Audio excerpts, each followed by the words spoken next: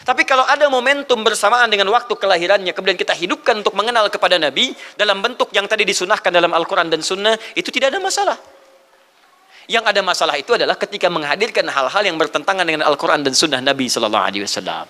Misal, maaf, dulu orang sudah terbiasa mengkaji tentang Nabi, menyampaikan risalah Nabi. Kemudian diisi misalnya, maaf, dengan hal-hal yang bertentangan dengan keadaan-keadaan Nabi. Misal, saya ingin mengajarkan tentang Nabi, tapi ketika mengajarkan tiba-tiba mengatakan pada saat ini Nabi pun datang bergabung bersama kita. Itu yang tidak kita sepakati.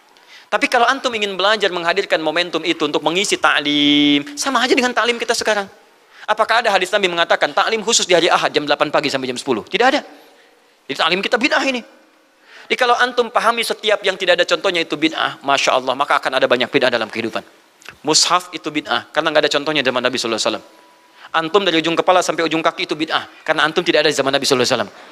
Jangan seketika, oh ini maulid bid'ah, Masya Allah, antum tuh bid'ah dari kepala sampai kaki. Ya. Saya luar biasa kesal, kadang ada orang bikin perbandingan begini, maulid Nabi, maulid. Zaman Nabi tidak ada, coret. Zaman sahabat tidak ada, coret. Zaman tabi'in tidak ada, coret. Zaman ini ada, oh. Lalu diserupakan lah yang ikut-ikut ke sini. Antum kalau mengamalkan hukum seperti ini fatal. Zakat pakai beras. Zaman Nabi coret, zaman sahabat coret, ya, zaman tabiin coret, zaman ulama coret, zaman antum ada bid'ah antum.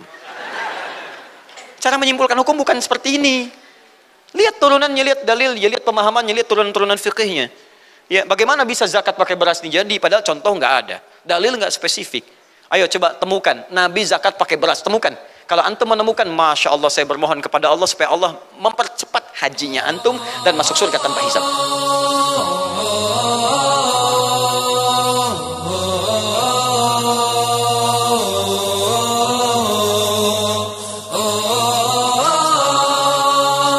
Ini peringatan Maulid Nabi Muhammad SAW, apa hukumnya? Dan bagaimana kalau umat Islam memperingatinya? Terima kasih atas pencerahannya. Waalaikumsalam warahmatullahi wabarakatuh. Baik, saya ingin kita paham dulu akar persoalannya. Al-Quran surah ke-61 ayat yang ke-6 paling kiri sebelah atas. Quran surah kedua Al-Baqarah ayat 129 paling kiri sebelah atas. Kemudian Al-Quran surah Yunus 10 ayat 57 sampai 58 ditutup dengan At-Taubah di dua ayat terakhir. Taib. Sudah? Sekarang saya ingin coba kita membiasakan dulu untuk menilai sesuatu dengan penilaian secara ilmiah yang bersumber pada dalil-dalil yang ada, tidak sekedar menganalogikan dan main tebak-tebakan. Itu nggak baik dalam menyimpulkan hukum. Ya, Bismillah. Sekarang secara akademis, secara ilmiah, membahas sesuatu oleh para ulama diposisikan dulu, dispesialisasikan dulu dalam bentuk ta'rif namanya, definisi. Jadi kalau Anda ingin membahas sesuatu, kita harus sepakat dengan definisinya dulu. Ya, disebut dengan ta'rif. Ta'rif ini harus punya sifat jami' mani'. Jami' menghimpun semua unsur yang akan didefinisikan. Mani' mengeluarkan segala hal yang tidak terkait dengan definisi. Sehingga pembahasan kita akan fokus pada hal yang akan dibincangkan. Awas, hati-hati. Kita ingin berbicara tentang sesuatu, tapi kita tidak sepakat dengan definisinya. Bagaimana bisa menyimpulkan hukumnya? Dan kelemahan orang-orang sekarang, ketika berbicara hukum, dia tidak tahu apa yang dibincangkan. Sekarang misal, kita akan bertanya tentang maulid. Apa hukumnya maulid? Kita harus sepakati dulu apa itu maulid. Awas, ini penting ini. Banyak masalah yang muncul sekarang tapi tidak disepakati tentang ini. Banyak orang bahas tentang hukum musik. Hukum musik begini-begini. Begitu saya tanya apa itu musik, bingung dia jawab. Apa itu musik?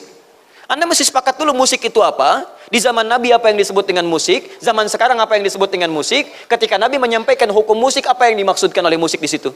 Kalau antum paham tentang definisinya, maka keluarkan turunan hukumnya. Maka lebih mengerti di situ. Nah sekarang maulid, apa itu maulid? Sekarang begini, maulid atau maulud? Mana yang benar? Bukan Allah alam, harus dicari kita.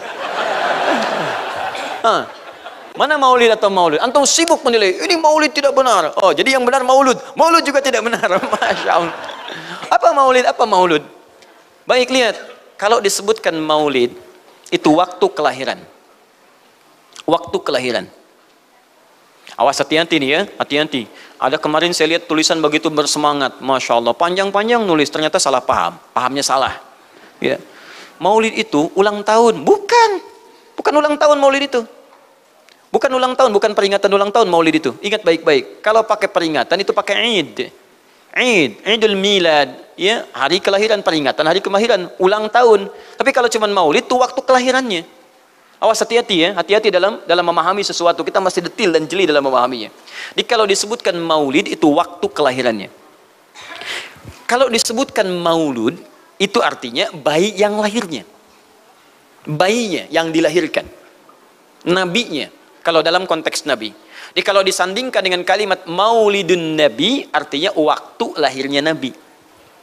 Jelas ya? Kalau mauludun Nabi, maulud Nabi, itu artinya nabinya. Nabi yang dilahirkan. Jelas? Saya ulang. Maulid apanya? Waktunya. Kalau maulid Nabi artinya apa? Waktu Nabi dilahirkan. Baik, maulud artinya apa? Nabinya. Kalau maulud Nabi artinya apa? Nabinya yang lahir. Jelas sampai sini?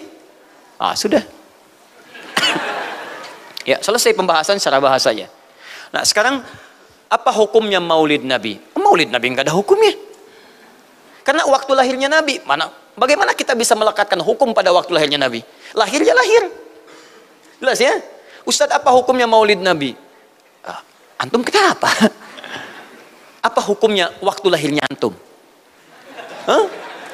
Antum lahir apa hukumnya? Kapan antum lahir? Ustaz, kapan antum lahir? 11 September. Apa hukumnya? Apa hukumnya? Apa hukumnya saya lahir? Lahirnya lahir. Jelas ya? Jadi kelahiran seseorang itu nggak ada hukumnya. Qadar Allah yang menjadikan dia terlahir, dan dengan kelahiran itu dia punya misi dalam kehidupan, mencari bekal untuk kembali kepada Allah Subhanahu wa taala. Jadi kalau bertanya hukum kelahiran seseorang, lahirnya lahir, nggak ada hukumnya di situ. Paham ya? Hukum itu terletak pada perbuatan seseorang, bukan pada kelahiran seseorang. Ketika dia berbuat dengan aspek kesadarannya, maka muncul hukum di situ. Awas, antum pun mesti belajar tentang hukum, jangan salah menyebutkan hukum. Hukum terletak pada perbuatan, bukan pada benda, dan bukan terletak pada waktu. Jadi ketika ada perbuatan melekat pada benda dan waktu itu, maka muncul hukum. Apa hukum gelas? Halo? Tidak ada hukumnya. Tapi kalau menyebutkan apa hukum gelas yang menampung kemudian barang yang haram yang digunakan gelas ini melakukan perbuatan haram, baru muncul haram. Apa hukumnya gelas yang digunakan untuk melempar orang lain? Haram hukumnya. Apa hukumnya gelas yang digunakan menampung air minum untuk diminum dalam keadaan yang sehat? Sunnah hukumnya. Jelas ya? Apa hukumnya golok? Golok digunakan apa? Kalau digunakan menyembelih hewan kurban, maka jadi sunnah hukumnya. Kalau golok digunakan untuk menyakiti orang lain, mengancam. Siapa nama kamu? Masya pakai golok. Ya, hati-hati. Nah, itu haram hukumnya. Jadi benda terletak kepada, maaf, perbuatan yang melekat kepadanya. Apa hukumnya hari kelahiran? Hari kelahiran nggak ada hukumnya. Yang melekat hukum itu bagaimana menyikapi hari kelahiran itu. Itu poinnya. Paham ya? Ketika ada perbuatan melekat kepadanya, maka di situ ada hukum. Maulud itu bayinya, berarti nabinya. Apa hukum maulud? Apa hukumnya nabi? Nabi yang lahir nggak ada hukumnya. Jadi kalau Anda menolak maulud dengan pengertian seperti ini, maka Anda keluar dari Islam. Kalau dalam hukum seperti ini, saya menentang maulid Nabi, berarti Anda menentang kelahiran Nabi SAW. Saya menentang maulud Nabi, berarti Anda berhadapan dengan Nabi, Anda musuh Nabi. Jadi kalau Anda dimaksudkan dengan kata maulud dan maulid, Anda tidak bisa menentangnya, bisanya menerima. Saya menerima. Kenapa? Karena dalam pengertian bahasa, maulid itu artinya waktu kelahiran. Maulud artinya nabinya. Jangankan siapa saya dibandingkan Nabi Isa alaihissalam. Nabi Isa itu hidup 600 tahun sebelum Nabi Muhammad SAW dilahirkan. Nabinya belum ada. Nabi Isa sudah ada. Tiba-tiba umatnya menduga Nabi terakhir itu Nabi Isa. Karena Nabi Isa punya sifat yang mirip di ramalan kitab yang mengatakan Nabi terakhir itu punya sifat baik dengan masyarakat lingkungan sosialnya.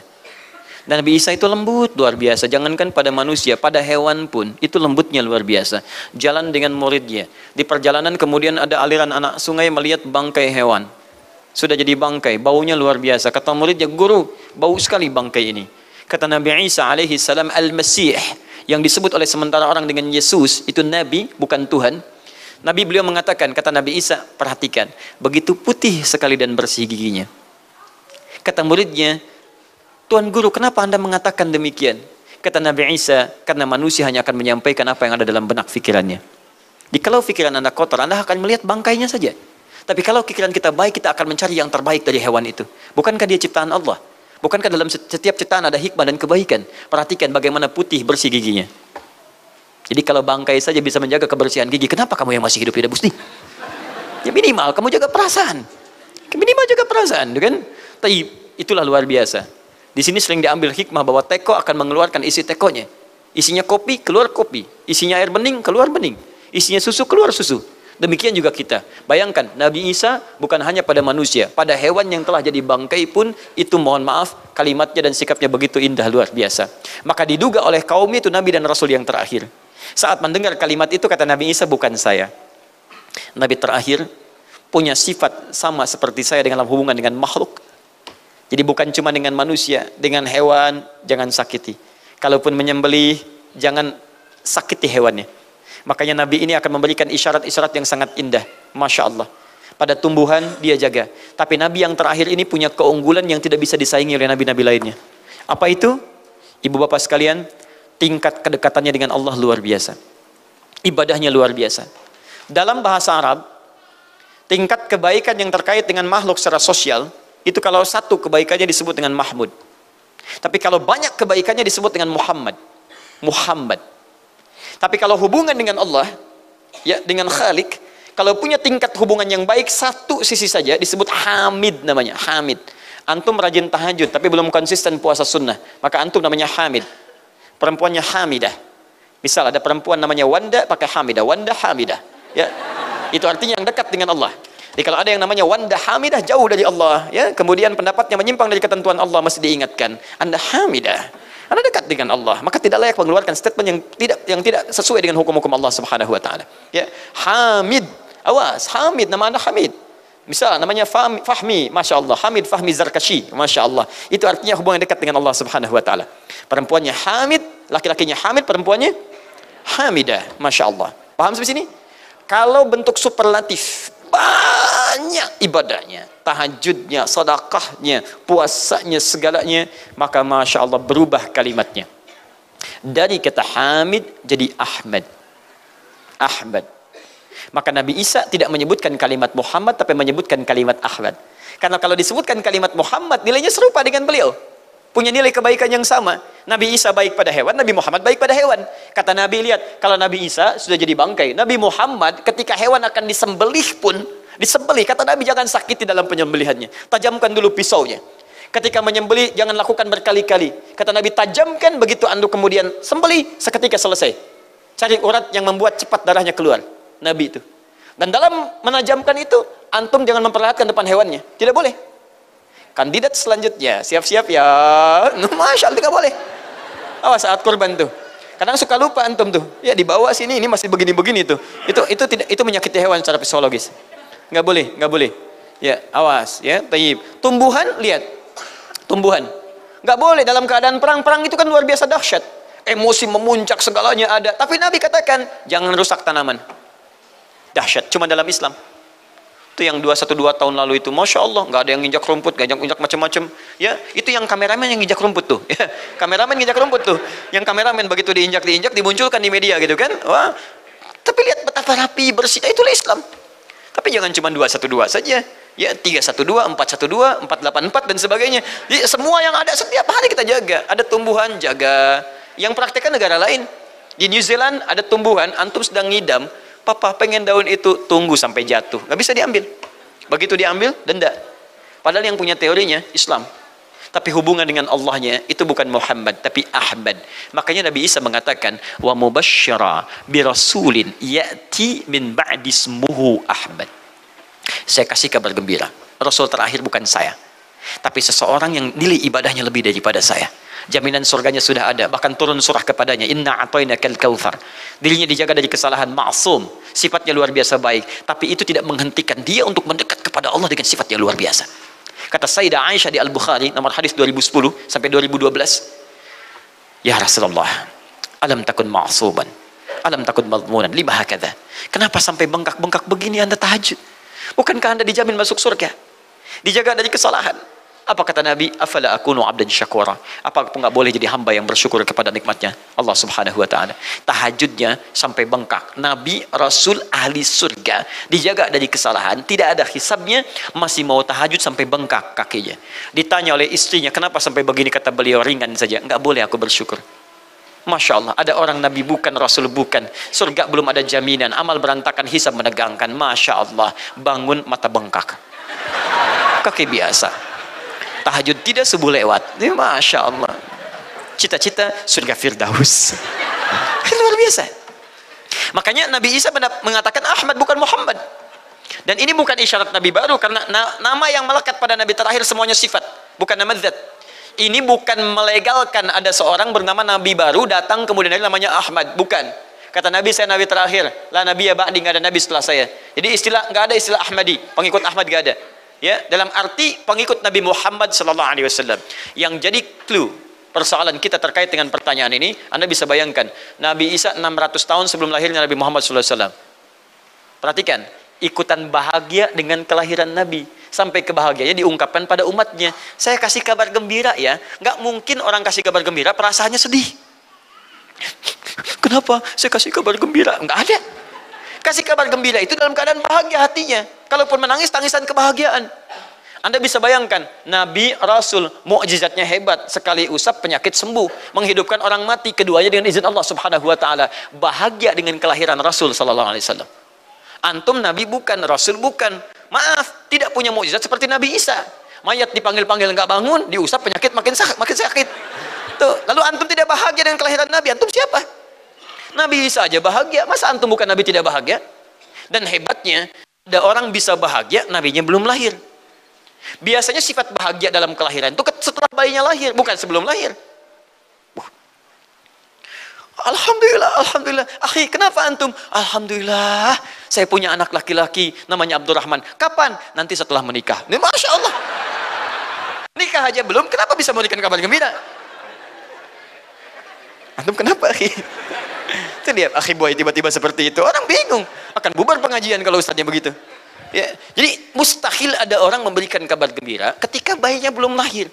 Tapi kemuliaan Nabi Muhammad SAW menjadikan seorang Nabi Isa belum lahir, nabinya sudah merasakan gembira dan memberikan kebahagiaan pada umatnya. Kalau bukan Nabi Muhammad, mustahil. Ada kemuliaan tersendiri bagi Nabi Muhammad SAW. Setiap Rasul menantikannya. Nabi Isa menantikan, masa antum tidak menantikan itu? Jadi kalau ada orang menolak maulid dalam arti waktu kelahirannya, maka dia telah ingkar pada Nabi Muhammad SAW. Maulud Nabi Ibrahim alaihissalam. Antum kenal Nabi Ibrahim? Oh, Masya Allah. Luar biasa.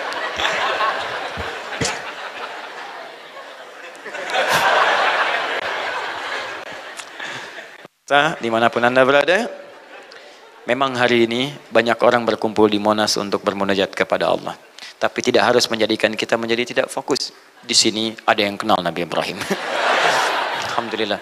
Nabi Ibrahim, Nabi Ismail alaihi wassalam, keduanya meninggikan bangunan Ka'bah. Setelah selesai bangunan Ka'bah ditinggikan, keduanya berdoa di samping Ka'bah. Apa doanya? Doa maulud. Lahirnya, bayinya. Nabi terakhir yang lahir di samping Ka'bah, yang ditinggikan oleh keduanya. Ya. Wa idh yarfa'u Ibrahimul qawa'ida minal baiti wa Ismail, ayat 127-nya. Setelah selesai meninggikan bangunan pondasi Ka'bah ini, keduanya berdoa di samping Ka'bah. Di antara doanya ayat 129-nya.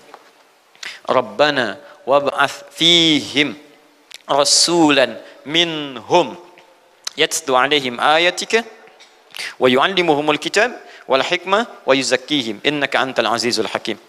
Ya Allah, mohon utus seorang rasul dari kalangan mereka di tempat ini yang lahir di sekitaran ini. Jadi ada rasul yang lahir di dekat sekitaran Ka'bah. Hasil penelitian, tidak ada rasul satupun yang lahir di dekat Ka'bah kecuali Nabi Muhammad SAW. Ya, silahkan cek. Kami baru kembali dari sana dan sampai sekarang tempat dilahirkannya masih ada dan disamarkan dalam bentuk museum. Ya, di bawahnya ada perpustakaan Al-Maktabah Qadimah. Di kalau antum dari Zamzam di sini, ini As-Saffah, Ya, nyebrang sedikit ini Istana Raja, jalan jarak cuma 15 meter ke sini kurang lebih. Lurus ke sini, kemudian belok langsung ke sebelah kanan. Di sini ada jembatan ke atas, ke lantai yang ketiga, ya, naik ke sini. Kemudian di sini antum langsung belok ke pintu sini. Ini ada babul ajad, bab yang ke pintu ke-25. Ini bab Ismail, pintu ke-26. Antum lurus saja ke sini, jangan belok sini, jangan belok sini. Di sini kemudian ada gate lurus King Abdul Aziz yang pertama di sini. Ya, antum belok kanan sini, lurus sekitar 30 meter dari sini, sebelah kanan ada pos satpam. Di atas pos satpam ada kamera CCTV 1. Dari sini antum jalan sampai ujung, di ujung sini, dari sini ke sini ada 35 kipas di atas. Pas di ujung sini. Kemudian ambil lurus ke sini. Di sini ada bab Ali, ini masih dibuka. Babus Salam ini ditutup. Di sini sebelumnya babun Nabi. Kemudian ambil tarik garis lurus dari Babus Salam ke sini, dari jarak sini ujung ke sini. Ya, ada sekitar 200 meter ke ujung sinilah. Di sini ada bangunan warna krem di sini. Di sampingnya ada tempat ngambil air zam-zam dengan menggunakan keran. Jadi kalau punya girigen, ingin ngambil banyak, jangan nyusahin orang ngambil di, misalnya di termos-termos yang besar itu. Ngambil dari sini, itu ada keran langsung dan gratis di situ. Ya, beli kompannya sekitar 5 real, antum ambil dari situ, masukkan airnya, bisa bawa ke hotel. Isi kapan bolak-balik di sini. Sampingnya persis, ini tempat Nabi dilahirkan. Ini maulud Nabi, bayinya lahir di sini. Ya, bayinya lahir di sini. Cuman disamarkan oleh pemerintah kerajaan Arab Saudi supaya tidak dikultuskan tempat ini. Karena begitu pernah ada yang tahu ini, banyak salah ibadah. Kan Ka'bahnya di sini, sholatnya ngadep ke sini. Betul Pak, Bu, pernah terjadi. Makanya kalau antum lihat dari ujung saya sudah kelihatan, dari ujung sudah ada di sini warna biru. Ya, ada tulisan di situ, ada gambar dicoret, ada gambar orang sedang rukuk ke situ, ada sorban dan sebagainya. Ada tulisan di situ, jangan beribadah menghadap ke sini karena ini bukan kiblat, haram hukumnya. Dan ditulis dengan menggunakan bahasa Arab, bahasa Inggris, bahasa Urdu, plus bahasa Indonesia. Artinya ada orang Indonesia juga yang salah ke sini. Ya. Kalau tidak mustahil ditulis pakai bahasa Indonesia. Nggak ada tulisan bahasa Cina, bahasa Jepang dan yang lainnya. Ya. Nah, jadi ini kemudian dicoret, tapi tidak mencoret tentang situs pernah lahir di sini Nabi Muhammad SAW. Jadi artinya doa dua nabi tadi dikabulkan oleh Allah Subhanahu wa taala. Nabi Ibrahim, Nabi Ismail. Dan tahukah Anda, keduanya berdoa jauh sebelum kedatangan Nabi Isa. Saya pernah katakan 30 generasi sampai Nabi Ibrahim dari Nabi Muhammad SAW.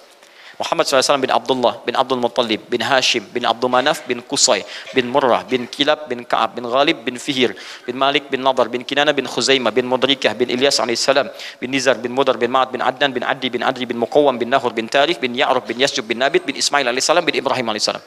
30 generasi. Ulangi Mas Boy. 30 generasi.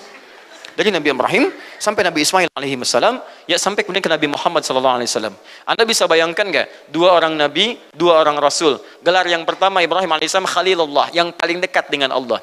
Jaminan surganya ada. Nabi Ismail disebut dengan gulamun halim oleh Al-Quran, yang paling perasa, yang paling dekat dengan Allah Subhanahu wa taala. Dua orang nabi paling dekat dengan Allah, disayang Allah, dijamin masuk surga. Inspirasi kisahnya sampai kita ke sekarang mendoakan kepada Allah tentang maulud Nabi, sehingga lahirnya Nabi Muhammad SAW 30 generasi setelahnya. Antum, Nabi bukan, Rasul bukan, tidak sedekat keduanya dengan Allah, jaminan surga nggak ada, hisab menegangkan, amalan berantakan. Kisah hidup antum belum tentu jadi inspirasi di masa depan. Sekarang pun tidak. Tiba-tiba antum menolak maulud, antum siapa? Kalau antum menolak maulud berarti antum menolak Nabi SAW dalam pengertian baiknya. Jelas ya? Jadi kalau kemudian ada disebutkan maulid dan maulud, itu artinya maulid waktu kelahiran, maulud bayi yang dilahirkan. Sekarang bagaimana menyikapi maulid dan maulud itu?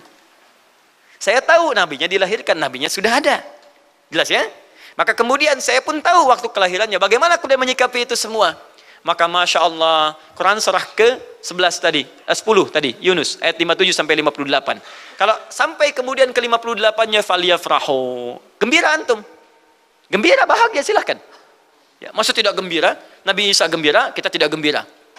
Ya, Nabi Ibrahim gembira, kita tidak gembira. Nabi yang tidak melihatnya gembira. Masa kita yang mendapatkan bagian Nabi tidak gembira? Jelas ya? Nabi yang mengharapkan hadir saat kedatangannya gembira. Kita yang mendapatkan kedatangan beliau walaupun tak mampu melihatnya, dan kita menjadi umatnya, masa tidak gembira? Umat dulu bukan bagian umat Nabi Muhammad karena Nabi Muhammad tidak hadir di zamannya. Gembira dengan berita kedatangan Nabi Muhammad padahal nabinya belum datang. Masa kita yang jadi umatnya, yang nabinya telah kemudian kita dapati walaupun tidak melihatnya, masa kita tidak ikutan gembira? Maka pertama kita mesti gembira. Maka yang kedua, bagaimana mengekspresikan kegembiraan itu? Maka contoh-contoh dari Nabi SAW, bagaimana mengekspresikan kegembiraan-kegembiraan dengan Nabi SAW itu, pertama Nabi sendiri menyikapi hari kelahirannya dengan berpuasa di hari Senin. Jelas ya? Ini bagi Nabi sendiri pribadinya. Nanti jadi hukum untuk kita. Maaf, saya akan tafsirkan lebih luas karena ini jadi hukum-hukum turunan. Ketika Nabi puasa di hari Senin ditanya, ya Rasulullah kenapa engkau puasa? Kata Nabi, dzaka yauma wulidtu, bima makna. Ini adalah hari aku dilahirkan. Hari aku dilahirkan. Jadi ini hukum kelahiran. Kalau antum misalnya masuk pada hari dilahirkan, boleh antum ikuti sunnah Nabi SAW. Apa sunnahnya? Puasa. Puasa. Kenapa puasa? Nabi SAW mencontohkan puasa. Hari Senin beliau puasa. Ketika antum puasa Senin, bukan cuma puasa sunnah, tapi ada nilai di situ. Nah, kalau hari lahirnya antum bertepatan dengan hari yang tidak diperkenankan puasa, seperti Jumat misalnya, hari kita bahagia, maka kata para ulama, ambil hikmah dari nilai puasa itu. Puasa itu kan dua hikmahnya. Satu, meningkatkan ibadah yang baik. Kedua, mencegah maksiat. Silahkan cek, bukankah saat puasa ibadah antum meningkat? Silahkan cek, saat puasa. Jangankan yang fardu, yang sunnah dikejar kan? Jangankan koran yang dibaca, Al-Quran dibolak-balik. Maksiat ditekan, tidak ada orang puasa maksiat. Tidak ada. Ya, bahkan pelaku maksiat pun saat puasa, libur maksiatnya. Minimal takut batal puasanya. Jangankan maksiat, maaf, mencela orang pun dia tahan, berdusta dia tahan. Jam 5 bu, tinggal 1 jam mau buka, dicela orang habis-habisan. Oh, nggak balas dia. Kenapa nggak balas? Kan biasanya antum keras. Habis maghrib, habis maghrib, luar biasa. Habis maghrib tuh, begitu maghrib lupa, habis maghrib lupa. Ya kenapa? Dia jaga. Jadi hikmah orang puasa itu kalau sudah puasa, ibadahnya meningkat, maksiatnya hilang.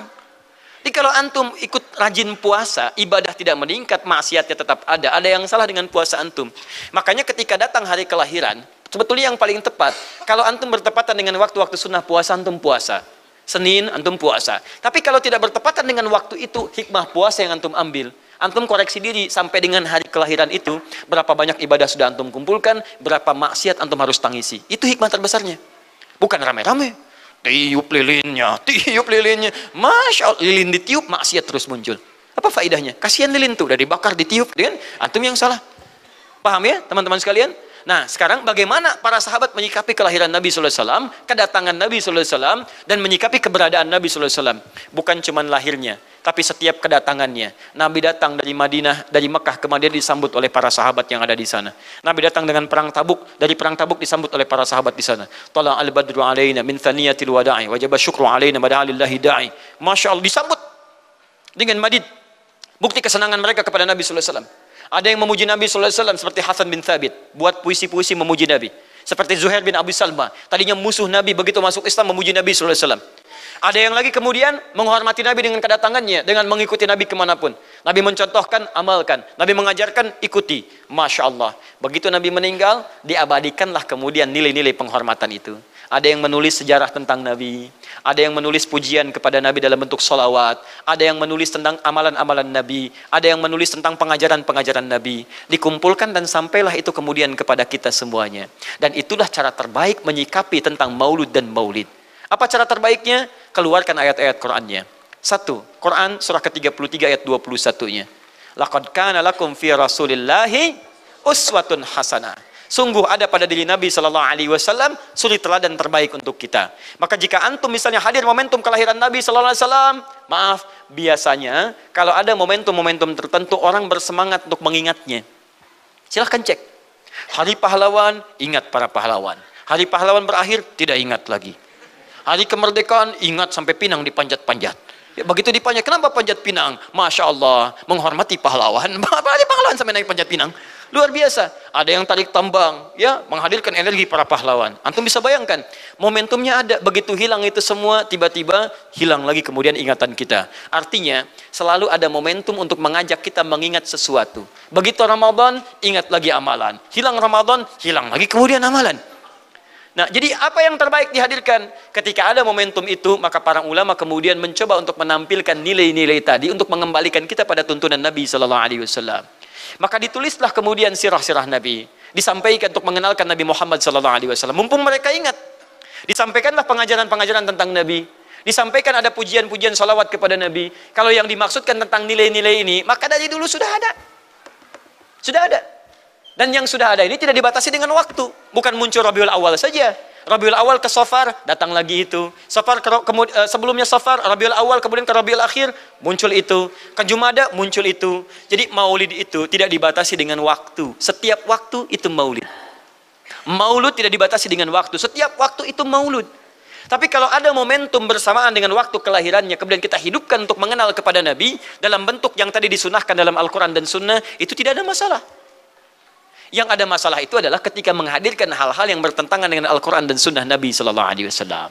Misal, maaf, dulu orang sudah terbiasa mengkaji tentang Nabi, menyampaikan risalah Nabi. Kemudian diisi misalnya, maaf, dengan hal-hal yang bertentangan dengan keadaan-keadaan Nabi. Misal, saya ingin mengajarkan tentang Nabi, tapi ketika mengajarkan tiba-tiba mengatakan pada saat ini Nabi pun datang bergabung bersama kita. Itu yang tidak kita sepakati. Jelas ya? Misal yang kedua, antum nih, mohon maaf, kerja di instansi. Bertepatan dengan Maulid Nabi, kita adakan peringatan. Padahal antum cuma ingin mengeluarkan anggaran saja dari situ. Itu bid'ah. Bid'ah. Mengeluarkan anggaran, sekedar hanya ingin dapat anggaran untuk dalam momentum Maulid Nabi, itu yang bid'ah. Maulid bukan makan-makan. Jadi kalau antum mengadakan Maulid Nabi hanya sekedar untuk makan-makan, itu yang bid'ah. Tapi kalau antum ingin belajar menghadirkan momentum itu untuk mengisi ta'lim, sama aja dengan ta'lim kita sekarang. Apakah ada hadis Nabi mengatakan ta'lim khusus di hari Ahad jam 8 pagi sampai jam 10? Tidak ada. Jadi ta'lim kita bid'ah ini. Jadi kalau antum pahami setiap yang tidak ada contohnya itu bid'ah, Masya Allah, maka akan ada banyak bid'ah dalam kehidupan. Mushaf itu bid'ah, karena nggak ada contohnya zaman Nabi SAW. Antum dari ujung kepala sampai ujung kaki itu bid'ah, karena antum tidak ada di zaman Nabi SAW. Ya, jadi jangan langsung menilai bahwa setiap maulid itu bid'ah. Bukan. Kalau momentum itu ingin diisi dengan ta'lim, ingin memperkenalkan Nabi, ingin mengajarkan syariat-syariat Islam, maka itu tidak ada masalah. Itu mengamalkan petunjuk-petunjuk ayat, bukan mengkhususkan di waktu itu, bukan. Karena ta'lim itu dibuka di setiap waktu, tapi menjadikan waktu itu untuk momentum, karena setiap orang sedang ingat Nabi pada saat itu. Jelas ya? Kapan lagi kita mendapati orang ingat Nabi? Maka ajarkan itu dan pesankan pada saat itu. Teman-teman, jangan cuma pada waktu ini ya. Setiap waktu kita amalkan ingatan kita kepada Nabi SAW. Makanya saya kalau diundang, Ustadz ada maulid Nabi, saya datang untuk ceramah, untuk menyampaikan pesan-pesan terkait dengan Nabi SAW. Adapun masalah ritual-ritual saya tidak ikutan. Makanya paham, begitu saya datang pas ceramah. Saya berikan ceramahnya. Nabi begini, apa itu maulid? Allahu alam. Bukan Allahu alam, kan antum bikin spanduknya di sini. Apa itu maulud? Bukan maulud. Maulud itu begini, maulid itu begini. Ketika kita terangkan, kita sampaikan, Masya Allah. Antum tahu apa yang terjadi? Mereka mulai sholat dengan baik, masjidnya mulai ramai. Besoknya tidak ada ramai-ramai lagi. Begitu ada maulid, ceramah lagi. Ternyata ceramahnya nggak sampai maulid lagi. Besoknya ceramah lagi. Ahadnya ada waktu taklim. Dan itulah cara terbaik untuk memberikan penjelasan kepada masyarakat untuk mencintai Rasulullah SAW. Paham ya? Jangan seketika, ini maulid bid'ah. Masya Allah, antum tuh bid'ah dari kepala sampai kaki. Ya. Saya luar biasa kesal. Kadang ada orang bikin perbandingan begini, maulid Nabi, maulid. Zaman Nabi tidak ada coret. Zaman sahabat tidak ada coret. Zaman tabi'in tidak ada coret. Zaman ini ada. Lalu diserupakan lah yang ikut-ikut ke sini. Antum kalau mengamalkan hukum seperti ini fatal. Zakat pakai beras. Zaman Nabi coret. Zaman sahabat coret. Ya, zaman tabi'in coret. Zaman ulama coret. Zaman antum ada bid'ah antum. Cara menyimpulkan hukum bukan seperti ini. Lihat turunannya, lihat dalilnya, lihat pemahamannya, lihat turunan-turunan fikihnya. Ya, bagaimana bisa zakat pakai beras ini jadi? Padahal contoh nggak ada, dalil nggak spesifik. Ayo coba temukan, Nabi zakat pakai beras, temukan. Kalau antum menemukan, Masya Allah, saya bermohon kepada Allah supaya Allah mempercepat hajinya antum dan masuk surga tanpa hisab. Tiap hari saya doakan. Tidak cukup dengan amin, cari dulu. Cari di setiap hadis Nabi zakat pakai beras. Saya sampaikan pada antum, sampai kiamat kurang 2 hari, antum nggak akan temukan. Sehari lagi buat sadar, ngapain nyari? Ya, karena Nabi tidak pernah bersentuhan dengan beras. Silakan cari di kitab hadis palsu pun, sepalsu-palsunya nggak akan ditemukan. Capek pemalsu hadis mengarang hadis palsu tentang itu. Nggak akan didengar, nggak akan dilihat. Kenapa? Karena tidak ada. Ya, kata Muawiyah, hadza irton, itu makanan pokok. Nabi zakat pakai kurma, pakai gandum. Ya, lihat, karena itu makanan pokoknya. Makanya setiap makanan pokok yang digunakan, kata para ulama, mendekati kaidah usul fikihnya. Lihat, kaidah usul fikih diambil di sini. Setiap yang punya keserupaan dengan itu, sekalipun teksnya tidak jelas langsung menunjuk, itu ada isyarat, namanya qarinah namanya. Kalau ada isyarat menunjukkan kepada itu, maka boleh digunakan sebagai alternatif lain dari makanan pokok yang tidak didapati di masa kita dengan generasi yang berbeda. Tapi kalau makanannya sama di setiap generasi, dia zakatnya pakai itu. Makanya orang Arab sampai sekarang pakai kurma, ada yang pakai gandum. Kita makanan pokoknya bukan itu. Antum makanan pokoknya apa? Beras. Masya Allah, beras. Baik pemirsa, beras itu makanan pokok bagi hewan yang bertembolok ya. Ayam, bebek itu beras. Baik, makanan kita nasi. Dan nasi bersumber dari beras. Baik, nasi bersumber dari beras. Jadi kalau kita ingin zakat pakai beras, boleh tidak? Nah, lihat bagaimana cara pendekatannya. Dalil belum ditemukan aslinya. Seperti maulid tadi, menyikapi dengan taklim macam-macam, nggak ada nas aslinya. Tapi korinahnya ditemukan, sama-sama makanan pokok, sama-sama taklim, sama-sama meminta untuk ikut ajaran, sama-sama mereka ingat tentang Nabi SAW. Maka semua hukum itu kita terapkan, jadilah hukum terapan dalam kehidupan kita. Paham? Dan itu tidak disebut dengan bid'ah. Jelas ya? Bid'ah. Alhamdulillah. Tapi kalau yang rame-rame tadi, yang tidak jelas ya, hanya menghabiskan anggaran, makan-makan tidak karuan, meyakini ini itu dan sebagainya, saya tidak sepakat dengan itu. Saya tidak sepakat. Allah Ta'ala alam bisawab.